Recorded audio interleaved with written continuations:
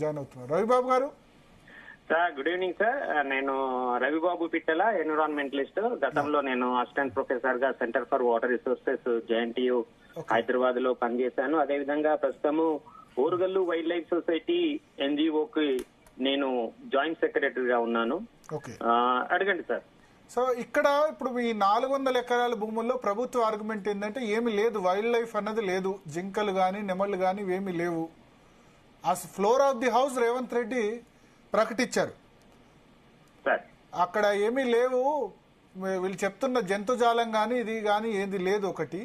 రెండోది, నిన్న 3 మంత్రులు ప్రెస్ కాన్ఫరెన్స్ పెట్టి మేము అక్కడ ఉన్న లేక్ని ప్రిజర్వ్ చేస్తాం, అక్కడ ఉన్న రాక్స్ ఏవైతే ఉన్నాయో వాటిని కూడా అదే విధంగా ఉంచుతాం, దానికి అనుగుణంగా లేఅవుట్ తయారు చేస్తాము అని వాళ్ళు చెప్తున్నారు. సార్ ముఖ్యంగా అక్కడ జంతు జాలం లేదు అని అనడానికి వీల్లేదండి. బహుశా మంత్రి గారికి తెలుసు, చీఫ్ మినిస్టర్ గారికి కూడా తెలుసు. లేవు అని ప్రకటించడానికి దానికి ఒక ప్రొసీజర్ ఉంటది. అక్కడ బయోడైవర్సిటీ బోర్డు స్టేట్ ఉంటది, వాళ్ళు తనిఖీ చేయాలి. అదే విధంగా ఫారెస్ట్ డిపార్ట్మెంట్ ఉంటది. ఏదైతే హెచ్సియు వచ్చే అటువంటి డిస్ట్రిక్ట్ ఫారెస్ట్ ఆఫీసర్ ఉంటారు, వాళ్ళు వచ్చి తనిఖీ చేసి ఇక్కడ ఫ్లోరా గానీ పనికి వచ్చే ఫౌనా గానీ అంటే జంతువులు గాని బర్డ్స్ గాని తర్వాత అదే విధంగా మొక్కలు గాని లేవని వీళ్ళు ధృవపరచాలి. ఆ తర్వాత దానికి ఏదైనా ఒక ప్రాజెక్టును స్టార్ట్ చేసే ముందు ఎన్విరాన్మెంటల్ ఇంపాక్ట్ అసెస్మెంట్ ఉంటుంది. ఆ ప్రాజెక్ట్ రిపోర్ట్ కంపల్సరీ తయారు చేయాలి. సో అక్కడ కుంట కూడా మనం చూడడం జరిగింది, ఆ ఏరియాలో కుంట కూడా చూడడం జరిగింది. కుంట అంటే వాటర్ రిసోర్స్ అంటే ఇరిగేషన్ డిపార్ట్మెంట్ వాళ్ళు కూడా అక్కడ ఈ కుంట పనికిరాదు, ఈ కుంట నుంచి నీళ్లు దేనికి ఉపయోగపడవు అని వాళ్ళు కూడా డిక్లేర్ చేయాలి సార్. ఇది కంప్లీట్ గా నేనేమంటున్నాను అని అంటే, మనుషులు పెరుగుతున్నారు కానీ భూమి పెరగదు. సో భూమి ఎక్కడైనా ఖాళీగా ఉన్న ప్లేస్ లోపల అలాంటి అభివృద్ధి జరిగే పనులను చేసుకోవాలి. నేను అభివృద్ధికి వ్యతిరేకిని కాను, కానీ అక్కడ నెమళ్ళు ఉన్నాయి, జింకలు ఉన్నాయి, అన్ని రకాల ఒక కార్నివర్స్ మామూలుగా నక్కలు తొడెళ్ళు కూడా ఉన్నాయి అక్కడ. ఆల్రెడీ డాక్టర్ రేష్మా అని ఆమె అక్కడ ఒక రిపోర్ట్ కూడా తయారు చేసి ఉన్నది. అది అవసరం అనుకుంటే మీకు సబ్మిషన్ చేయమంటే కూడా నేను ఇప్పుడే చేస్తాను. తర్వాత రెండోది ఏంటి అంటే సార్, నేను దీన్ని రాజకీయ నాయకులు ఈ ప్రభుత్వమే కాదు సార్, గత ప్రభుత్వాలు కూడా నేను రాజకీయ నాయకులకు అభివృద్ధికి వ్యతిరేకం కాదు, నేను పొలిటీషియన్ కాదు. ఇక్కడ జింకలు ఉన్నాయి లేకపోతే తోడేళ్లు ఉన్నాయని దీన్ని ప్రూవ్ చేయడం ఎట్లా? అటవీ శాఖ దగ్గర లెక్కలు ఉంటాయి కదా. అటవీ శాఖ లెక్కలు ఉంటాయి సార్. అక్కడ వాళ్ళు ఖచ్చితంగా ఇప్పుడు నేను ఇందాక చెప్పాను కదా, రేష్మా అనే ఒక పిహెచ్డి ఫెలో అంటే డాక్టరేట్ పొందినటువంటి రేష్మా గారు ఒక రిపోర్ట్ సబ్మిషన్ చేశారు, వాళ్ళ దగ్గర ఉన్నాయి. అంటే వాళ్ళ ప్రాజెక్ట్ సంబంధించిన ఒక రిపోర్ట్ కూడా చేసి ఉంది, ఆమె ఫోన్ నంబర్ తో సహా ఉంది. మీకు కావాలంటే నేను మీకు ప్రూఫ్ కోసం ఇస్తాను. రెండవది ఏంటంటే అక్కడ బ్రహ్మాండమైనటువంటి ఫ్లోరా ఉంది, ఫౌనా ఉంది, సో మెడిసినల్ ప్లాంట్స్ ఉన్నాయి. రెండవది ఏంటంటే ఒక ప్లేస్ ను మనం ఏదైనా డెవలప్మెంట్ చేసినప్పుడు అక్కడ ఉన్నటువంటి ఇప్పుడు హెచ్సియు ఎగ్జాంపుల్ గా తీసుకుంటే అక్కడ ఉన్నటువంటి చెట్లను ట్రాన్స్లొకేషన్ చేయాలి.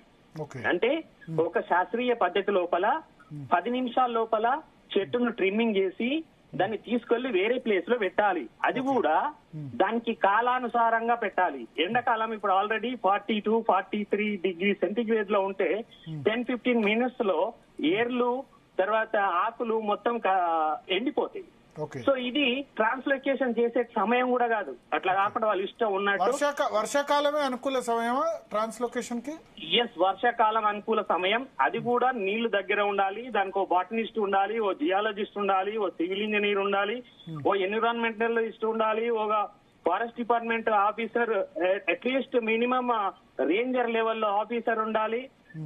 వీళ్ళందరి సమక్షం లోపల దానికి ఒక ప్రత్యేకమైనటువంటి ఎక్విప్మెంట్ ఉంటుంది. యాక్చువల్ గా మన దగ్గర లేదు, ఇండియాలో ఇప్పటి వరకు లేదు. సో ట్రాన్స్లొకేషన్ చేసేంత భారీ వాహనం ఉండాలి. దానికి తర్వాత ఆ ట్రీ ఏదైతే ఉంటుందో వేరు వ్యవస్థ ఉంటుందో దానికి గోనె సంచులతోటి నీళ్లు చుట్టి దాన్ని తీసుకొని పోయి అది ప్లాంటేషన్ చేయాలి. ఒక పర్యావరణ వేత్తగా నాకు తెలిసిన విషయాన్ని నేను చెప్తున్నా. ఇష్టం ఉన్నట్టుగా చెట్లను పీకేసుకుంటూ పోతే నేను ఈ రోజు చూశాను సార్, అక్కడ ఒక V6 లోపల నేను చూశాను, ఒక రాజకీయవేత్త, నాకు తెలిసి మంత్రి గారు కావచ్చు, ఆయన ఏమంటాడు అని అంటే, మొక్కలు ఉన్నంత మాత్రాన అడవైపోతుంది అంటే, ఎస్, మొక్కలు ఉంటే అది అడవే. మొక్కలు మనంతల మనం వేసిన మొక్కలు కాదు. వైల్డ్ అంటే ఏంది అని అంటే మానవుని యొక్క ప్రమేయం లేకుండా అవి పొదలు అంటున్నారు. అసలు చెట్లు కాదు, అవి పొదలు అని చెప్తుంది ప్రభుత్వం. పిచ్చి మొక్కలు పెరిగిపోయినాయి అంటున్నారు. సార్ చెప్పే వాళ్ళు ఏదైనా చెప్తారు, బట్ అక్కడికి వెళ్ళి చూస్తే కదా తెలిసేది. అక్కడ ఎంత పెద్ద గుట్టలు ఉన్నాయి, రాళ్ళు ఉన్నాయి. అక్కడ ఒకటి దానికి ఒక షేప్ కూడా ఉంది. ఇది మన ఇది ఒక మంచి మంచి అందమైన లొకేషన్స్ ఉన్నాయి అక్కడ. పుట్టగొడుగు రాక అని ఒకటి ఉన్నది అక్కడ. సో ఇప్పుడు సార్ ఒకటి మనం సృష్టించలేము, ఉన్నదాన్ని కాపాడుకోవాలి. పొదలున్నాయి, చెట్లున్నాయి అని మనం ఏదైనా చెప్పొచ్చు సార్. ఉన్నది లేదు అని చెప్పొచ్చు, లేనిది ఉన్నది అని చెప్పొచ్చు. అయితే ఇక్కడ నేను ప్రభుత్వం ఇదా, స్టేట్ గవర్నమెంటా, గత ప్రభుత్వమా, లేకపోతే సెంట్రల్ గవర్నమెంటా అన్నది కాదు. అన్ని ప్రభుత్వాలు దోపిడీ చేస్తున్నాయి ప్రకృతిని, పర్యావరణాన్ని. ఇది వాస్తవం. మీరు గమనించాల్సిన విషయం ఏంటంటే, గతం లోపల మీరు చూడండి, ఎండోమెంట్ కు సంబంధించినటువంటి భూమిని దామగుండం అనే అడవి లోపల ఫారెస్ట్ డిపార్ట్మెంట్ కు భూమిని కన్వర్ట్ చేసి దాన్ని రిజర్వ్ ఫారెస్ట్ గా ప్రకటించి, ఆ తర్వాత దాన్ని మళ్లీ తీసుకొచ్చి నేవీ రాడార్ స్టేషన్ కోసం ఇచ్చిర్రు. నేను రాడార్ స్టేషన్ వద్దు అనట్లేదు, లేకపోతే దేశ భద్రత వద్దు అనట్లేదు, కానీ వేరే ఖాళీ జాగాలలో పెట్టుకోవాలి.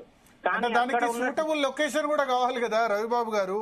నావికి సూటబుల్ లొకేషన్ అది, దాన్ని చేసి సార్ ఒకటి సూటబుల్ లొకేషన్ కావాలి కదా నావికి, నావి రాడార్ కేంద్రానికి. సార్ సూటబుల్ లొకేషన్ అనేది కొన్ని వేల సంవత్సరాల నుంచి అభివృద్ధి చెందినటువంటి అడవిని నాశనం చేసుకొని మన రాడార్ వ్యవస్థను పెట్టున్నారు. టెక్నాలజీ చాలా పెరుగుతుంది, అది అవుట్డేటెడ్ టెక్నాలజీ. అందులోపల వాళ్ళు VLF అని చెప్పి ELF తీసుకొచ్చారు.